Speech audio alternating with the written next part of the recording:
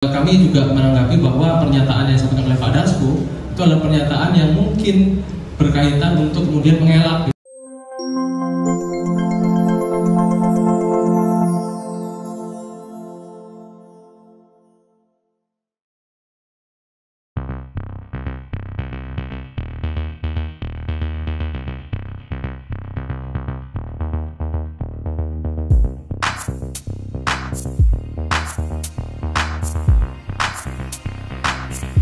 Tentu kalau misalnya dia menyampaikan undangan gitu ya, atau menyampaikan satu ruang gitu ya untuk melakukan diskusi gitu ya, tentu ruangnya itu nggak cuma untuk kontras gitu ya. Tapi kan lagi-lagi kalau misalnya itu memang dibahas secara terbuka dan dibahas dengan intensi yang baik gitu ya untuk melibatkan partisipasi publik gitu ya, kenapa dari awal gitu ya pembahasan yang dilakukan oleh Panja atau konsinyering yang dilakukan oleh Panja di Hotel Fairmont itu tidak juga diberikan akses live streaming kepada publik dan juga akses kepada jurnalis untuk meliput.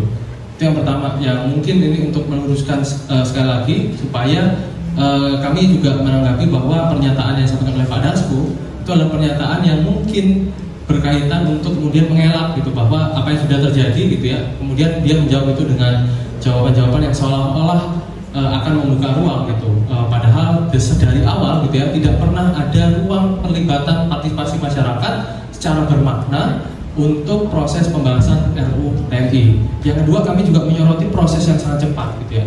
Kami melihat bahwa dari semenjak surpres itu diberikan bulan Februari, pembahasan dilakukan sangat cepat sekali. RDPU yang kemudian melibatkan masyarakat sipil hanya diberikan jatah 2 hari.